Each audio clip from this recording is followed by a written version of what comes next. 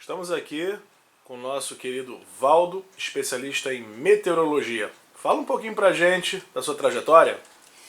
Bom, eu sou o Valdo Marques, né? Sou meteorologista, formado em 1967 pela Universidade Federal do Rio de Janeiro, com mestrado na USP, doutorado no Instituto de Pesquisas Espaciais e pós-doutorado na Universidade Blaise Pascal, França. Fui professor da UFRJ e da UENF, onde me aposentei como professor titular. E fui chefe do laboratório de meteorologia da UENF. E a nível do Estado, eu trabalhei intensamente na criação do do Sistema de Meteorologia do Estado do Rio de Janeiro, o CIMERG, onde eu fui o coordenador por 8 anos. Tá? E hoje, então, sou meteorologista, mas já aposentado das universidades por onde eu passei. Fala um pouquinho pra gente sobre como funciona o sistema meteorológico brasileiro, suas especificidades locais, como é que funciona isso? Dá uma palhinha pra gente como a gente vai se orientar de acordo com a nossa realidade climática.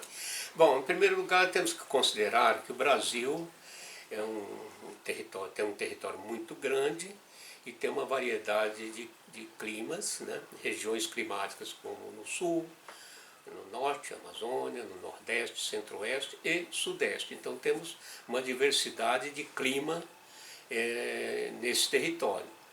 E temos quem cuida da meteorologia a nível nacional, oficialmente, é o Instituto Nacional de Meteorologia, com sede em Brasília.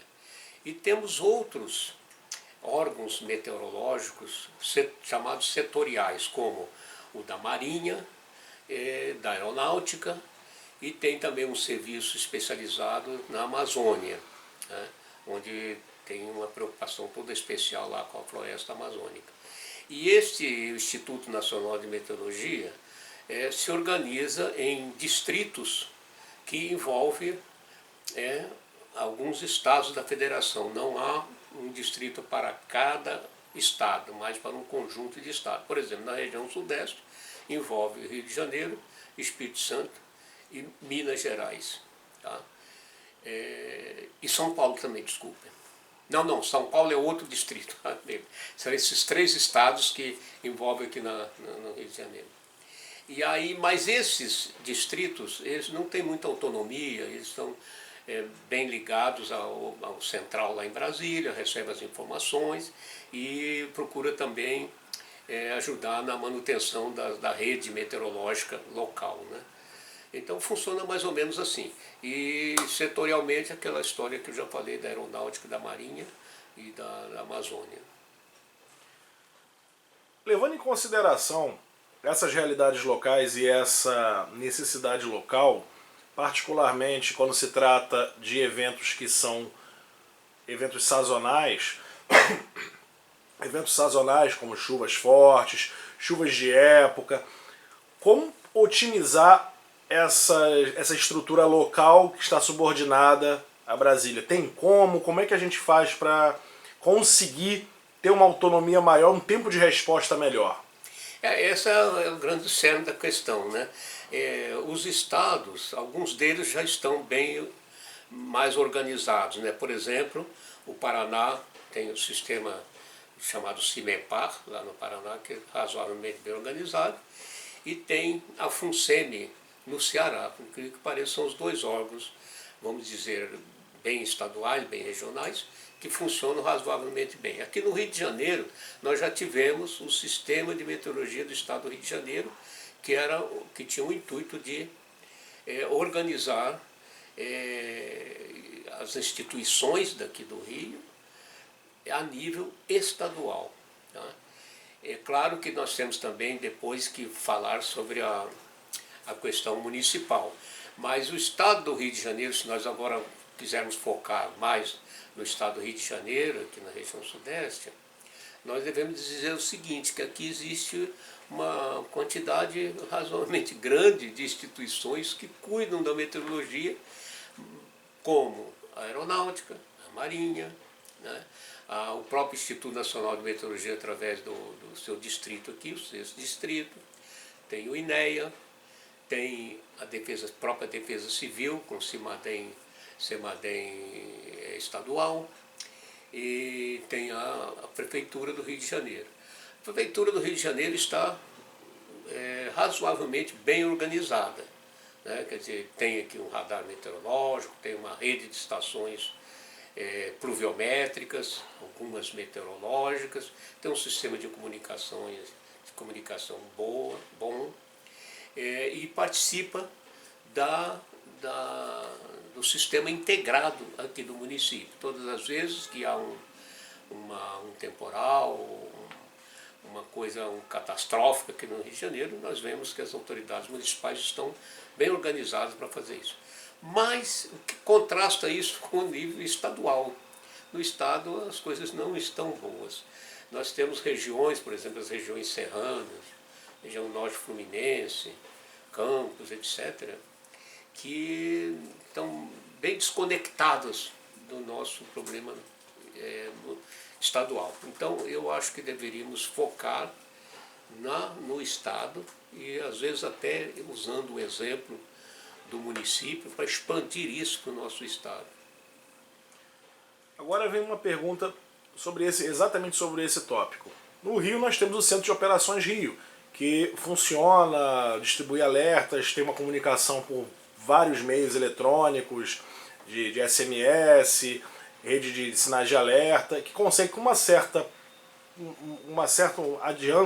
tempo adiantado, anunciar estado de emergência, estado de alerta, estado de atenção e assim coordenar esforços. Teria como fazer algo dessa magnitude a nível estadual? E se sim, como integrar isso com as diferentes realidades do sul fluminense, norte fluminense? Como fazer isso acontecer? Bom, temos dois problemas aí. O primeiro é que nós temos que organizar a meteorologia em nível estadual.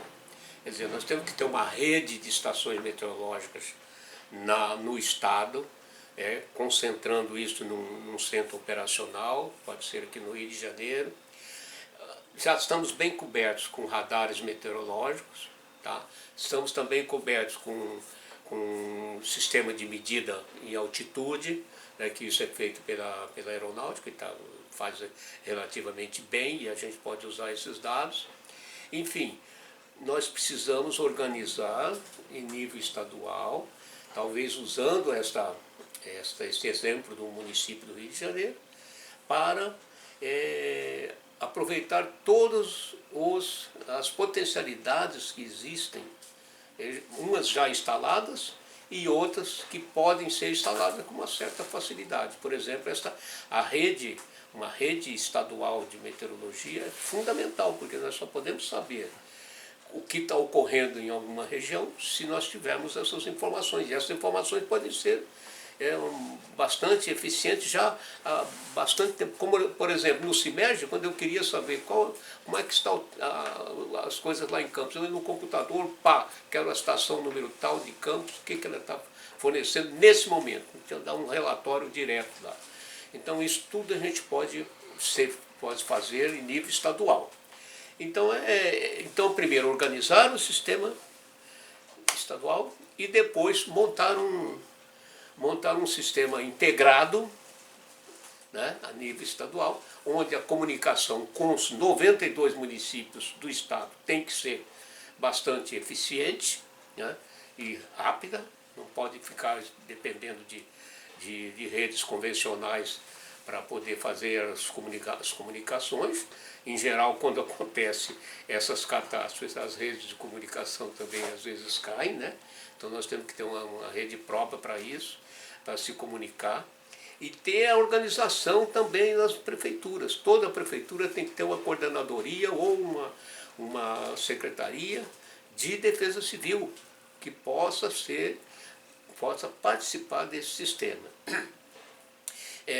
Então nós temos que ter a capacidade científica, capacidade técnica nesse centro e também a comunicação com como é que a gente poderia chamar isso, a capilaridade nos municípios, para poder atender as populações locais.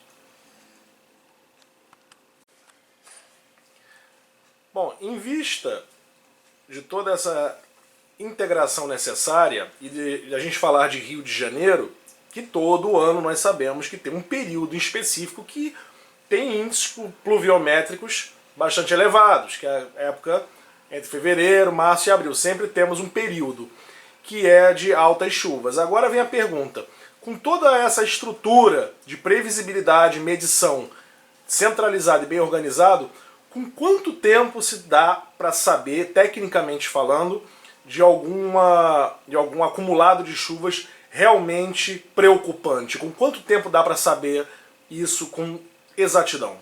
É uma coisa um pouco difícil de você generalizar essa questão, né? Porque há alguns sistemas que podem ser previstos com antecipação, com bastante segurança, de até 3 dias. Mas o ideal é que, para a gente generalizar a nossa sistemática, poderá ser de um dia é o suficiente para você saber que vai acontecer uma catástrofe que vai ser elevada à precipitação. Então, o sistema de meteorológico aqui da região sudeste é um pouco complicado, porque nós estamos numa transição entre o regime temperado e o regime tropical. Então, o regime, por exemplo, o regime de frentes, como esse que ocorreu aqui na madrugada de domingo para segunda, isso era bem previsível. Isso dava para antecipar com um dia de antecedência, perfeito. Tá? Outros você precisa ter horas, que você precisa ter um radar meteorológico como indicador principal. Primeiro você tem que ter um satélite meteorológico indicando a possibilidade global ali em área maior. Depois você tem que ter análise meteorológica para verificar através dos dados, com o uso dos dados, as condições que podem ser ocorridas. E depois você tem que usar os dados de altitude para ver como que está a circulação atmosférica, ela não é só aqui na Terra. Temos que ver as condições marítimas, o que está acontecendo no oceano. E depois, finalmente, você usar o radar meteorológico, que o radar não faz previsão. O radar te dá uma situação da ocorrência naquele momento. Naquele momento eu tenho tanta nebulosidade aqui, tem tanta chuva aqui, tanta chuva aqui, tem tanta... Então, e aí cabe ao meteorologista saber se essa condição que está mostrando no radar, está mostrando no satélite, está mostrando os dados meteorológicos, qual é a evolução dela e em que tempo ela vai ocorrer em determinado local. Perfeito. Agora vem uma outra pergunta delicada.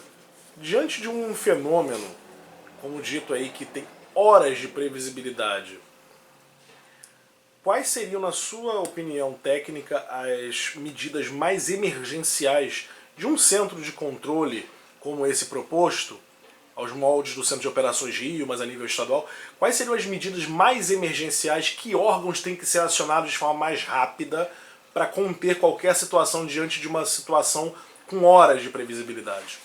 Olha, é uma pergunta difícil de responder, mas eu diria o seguinte, por exemplo, se nós temos uma previsão que vai ocorrer um temporal numa área de risco, essa área de risco já tem que ser antecipadamente mapeada, já tem que haver um sistema já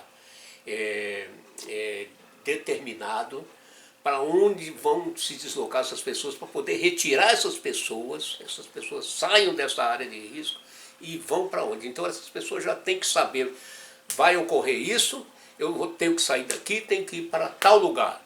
Então isso precisa ser bem organizado, com antecedência, com treinamento do pessoal local, com a ajuda da Defesa Civil, né?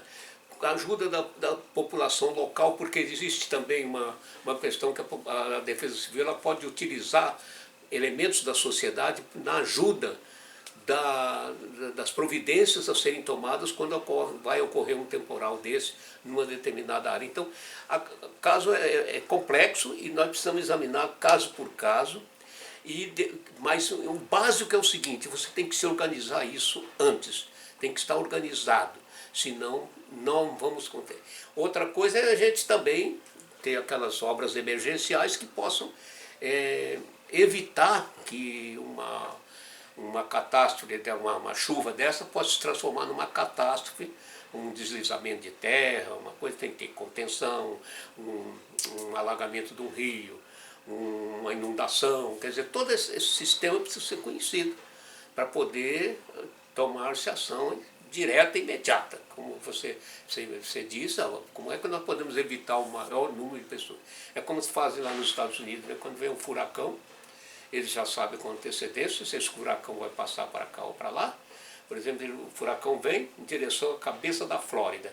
Dali você determina um cone de deslocamento para ele. Ou ele vai para o lado leste e vai pegar toda a parte leste da Flórida e pode chegar até Nova York, ou ele vem para o Caribe e vai atacar as áreas. Então, quando se decidir isso, essas pessoas são evacuadas, milhões de pessoas são evacuadas dessas áreas.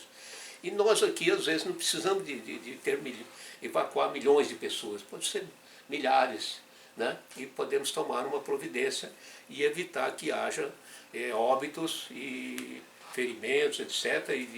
Agora, precisa se organizar isso com antecedência. Esse é o básico. Você falou agora da questão dos rios. Vou citar aqui uma política que no passado se mostrou eficaz. Hoje eu não sei se ela ajudaria ou não na prevenção, e eu quero a sua opinião. Políticas como a do Guardiões do Rio, que evitava o assoreamento dos rios. Ela é necessária? Ela ajuda? Como é que é? Qual é a sua opinião sobre esse tipo de política de integração da sociedade local a uma política maior de defesa civil? Como é isso? Eu acho totalmente favorável que, primeiro, a sociedade local seja bem instruída, né, para que não faça ações degradantes para os recursos hídricos, e depois o poder público manter uma política de desassoreamento constante desses cursos d'água, né? De modo a permitir que quando houver um excesso de água a ser escoada, que ela pelo menos seja normalizada e canalizada para áreas que não vão afetar a população ribeirinha. E outra coisa também é essa história de você também prevenir antes, não deixar as pessoas se colocarem, construir casas, construir coisas bem em cima dos rios, né? Em cima nas margens dos rios, que fica difícil você ter uma defesa para evitar os efeitos danosos, né? Então você começa por esse planejamento, falando, mas esse rio aqui ele pode deslizar, nós vamos cuidar dele e vamos retirar as pessoas das margens, que estão morando nas margens, para evitar uma catástrofe maior.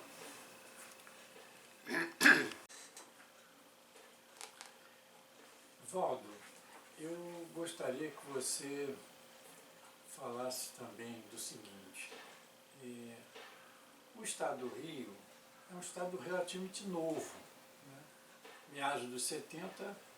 Novo, hein? Novo no sentido de que a fusão, né, juntou a Guanabara com o interior, né? Nós temos aqui no estado uma variedade de climas impressionante. É uma coisa, talvez seja o estado mais plural nesse sentido. Então, eu te pergunto, nós vamos ter agora eleições no ano que vem.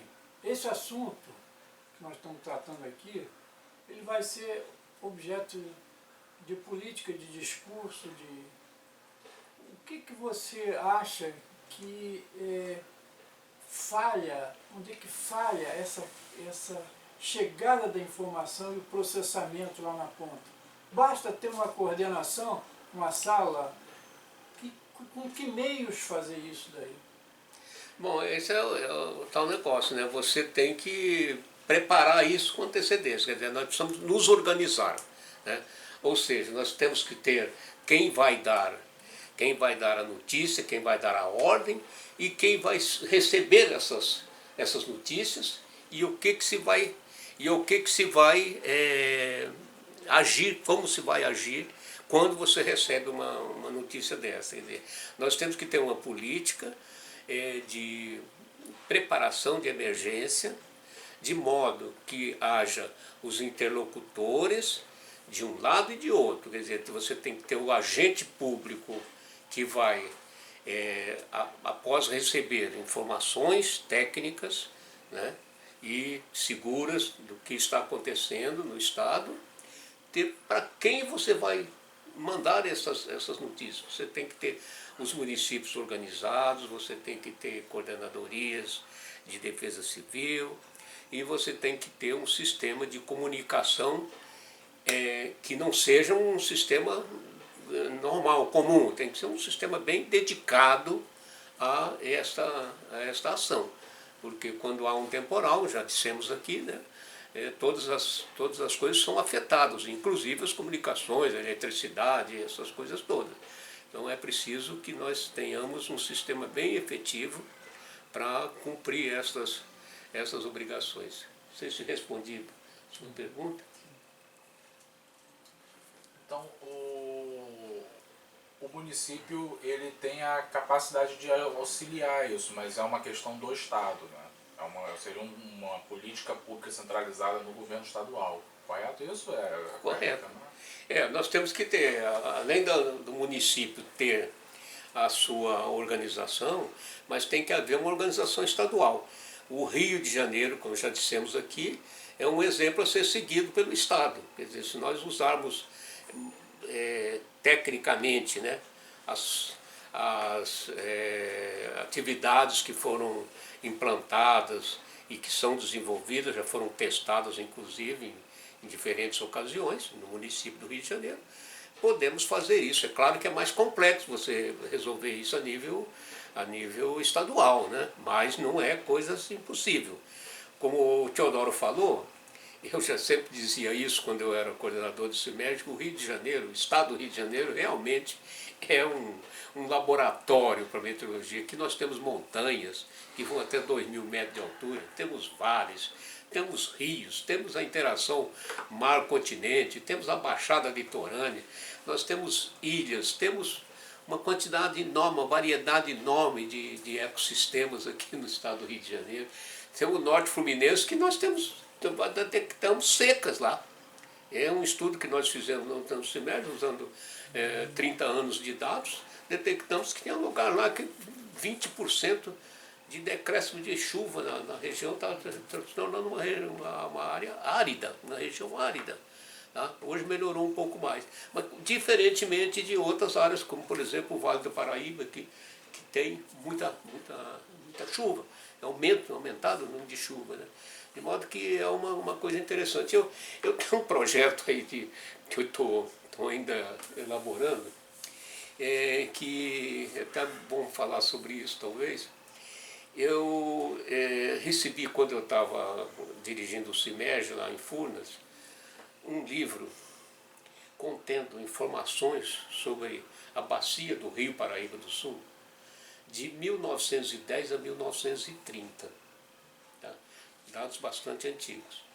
E nós temos as normais climatológicas, que, como eu disse, são de 30 em 30 anos, de 1931 a 60, 61 a 90, 90 a 2020. Então, esses dados são já catalogados pelo Serviço de Meteorologia.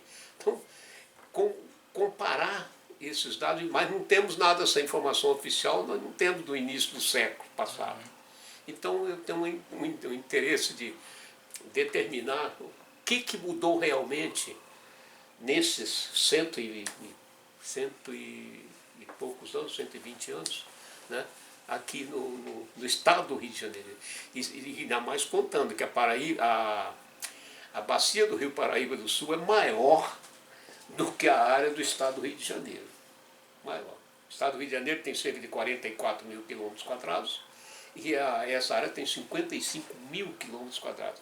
Abrange parte do estado de São Paulo, parte de Minas Gerais e parte do Rio de Janeiro, essa bacia. Então é uma bacia, em relação ao estado do Rio de Janeiro, é uma bacia grande, né? Maior, comparável. Você pode bem comparar uma coisa com ela. Então essas coisas nos levam àquela reflexão, né? Não sei se eu estou me divagando muito, mas nos leva àquela reflexão de que temos que usar as coisas do passado para ver o que nós podemos fazer na atualidade, né? E usar aquilo que deu certo. Se deu certo no município do Rio de Janeiro e temos condições de ampliar isso para o Estado, eu acho que é uma política correta a ser feita. Seguindo nisso daí, posso fazer a pergunta? Seguindo nessa pergunta, você estava falando até, chegou a apontar para um estudo que você tinha aqui, que desde a época do Dom João VI já tem essas chuvas e tudo mais, e hoje a gente coloca muito no saco do aquecimento global, das mudanças climáticas.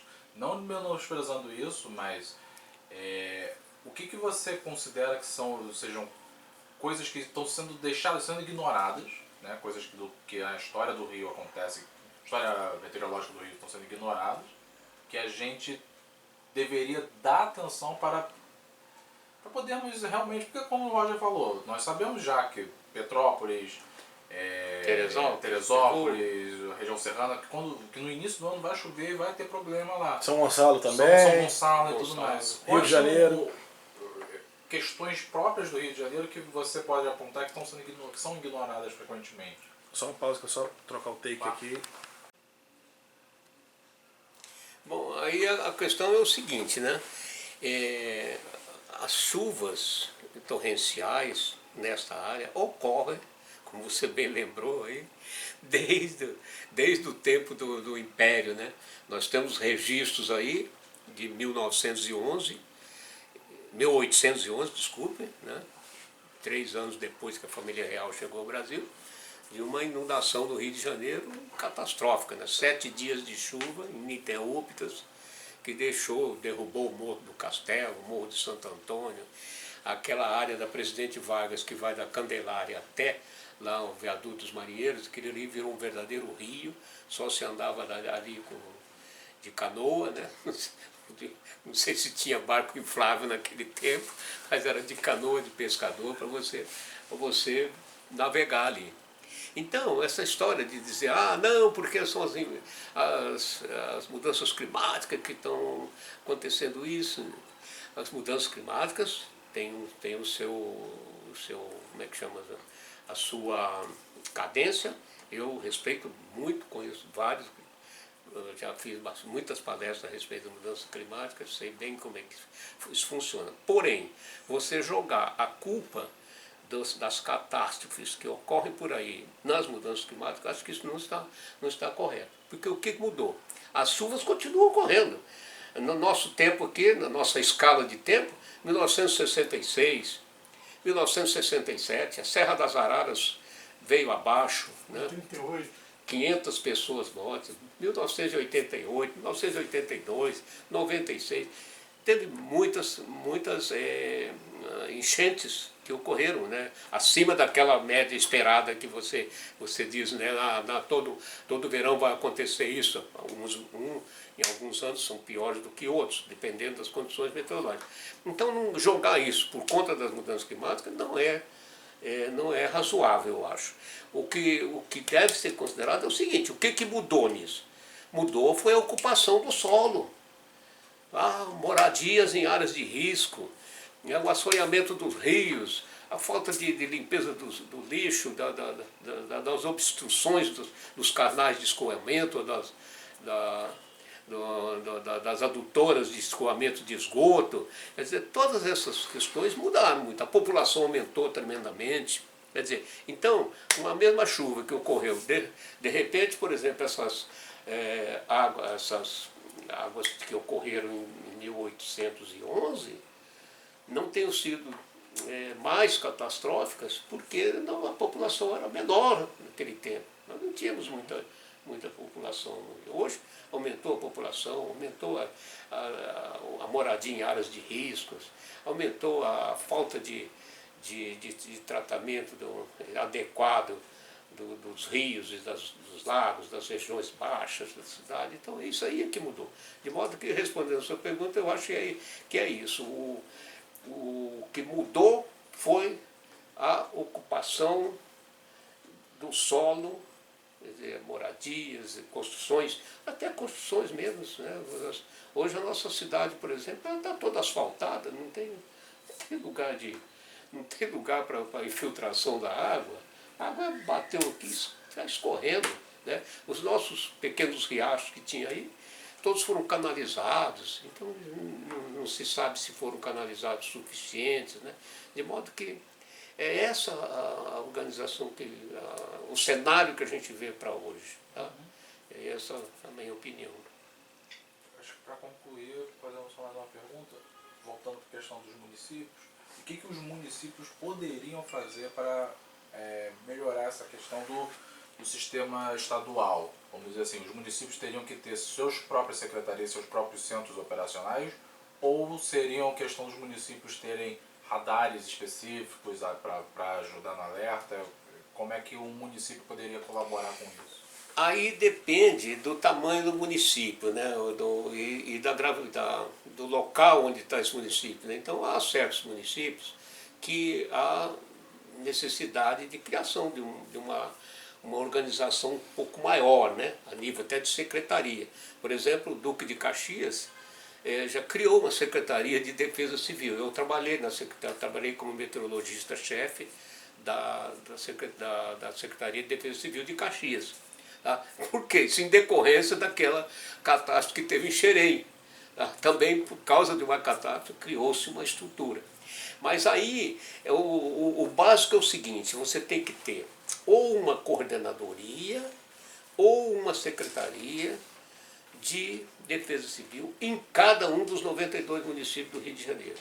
E a condição mínima pode ser estabelecida, eu não saberia dizer agora aqui exatamente o que seria, mas teria que ter um meio de comunicação eficiente, teria que ter pessoas responsáveis que pudessem receber essas informações e dar sequência às providências que você deve dar sequência às providências que devem ser tomadas em relação à gravidade daquele tipo de problema. Então, todos os municípios deverão ter essa organização. Como diz, uma organização mínima, que seria uma coordenadoria, ou uma secretaria, um sistema de comunicação eficiente, um local onde essas pessoas pudessem agir, e a comunicação dentro da própria prefeitura. Ali você tem que ter uma organização mínima também na prefeitura, né? O prefeito tem que estar atento a qualquer coisa que possa acontecer, né? Ação social, saúde, segurança, todos esses órgãos precisam atuar a nível de município. E depende também, como eu disse, do tamanho do município e do local onde ele está instalado. Né? A gente está quase sem bateria já. Tá. Só pausar aqui. Temos quanto Valdo, tempo? a Prefeitura do Rio, ela tem uma Secretaria da Integração Metropolitana. Ela funciona aqui no Palácio. No meu modo de ver, está no lugar errado. Talvez o prefeito esteja no lugar errado, mas a Secretaria tem essa característica. Eu imagino que a gente esteja falando aí de 70% dos problemas, mas me parece que essa ideia intermunicipal, uma cooperação federativa, ainda que ela seja delimitada, seria uma coisa muito importante do ponto de vista do sinal que isso possa dar para o conjunto do Estado. Então, eu acho que a gente tem que pensar muito nas vocações nessa divisão de trabalho dentro do governo. Eu fico vendo agora, por exemplo, o Lula entrou, tem 37 ministérios. Bom, eu não tenho nada contra falar qualquer assunto ali, eu acho que são assuntos relevantes. Mas eu acho que às vezes o que falta é uma organicidade. Né? E você viu comigo lá atrás, né, esse problema acontecer no Reconstrução Rio, que nós fomos muito bem do ponto de vista da infraestrutura, mas nós não entramos na questão da previsibilidade. Então eu penso que uma futura administração aí tem que olhar esse aspecto mais horizontal dessa cooperação. Não esperar tanto a coisa, o mamar cair do céu, entendeu? Tem que andar um pouco... Você tocou num assunto super interessante, eu acho. Essa integração, por exemplo, metropolitana aqui na nossa área, ela, da área do Rio de Janeiro, importante, porque você pode agregar os municípios em torno da cidade grande e dar sequência a essas coisas. E aí me veio a ocorrência o seguinte, que nessa organização a nível estadual, nós podemos também criar organizações regionais, como tem. A Defesa Civil tem uma organização lá na região norte do estado. Aproveitar essa organização que reúne os municípios em torno de Campos, ali para cima. Então você pode, por exemplo, adotar um sistema desse para a Defesa Civil. Quer dizer, os municípios podem se ajudar também. Eles podem se organizar em pequenos grupos, tá? Região serrana. Então nós temos lá os problemas comuns da região serrana. Petrópolis, Teresópolis, Friburgo poderão estar conectados e determinando soluções idênticas.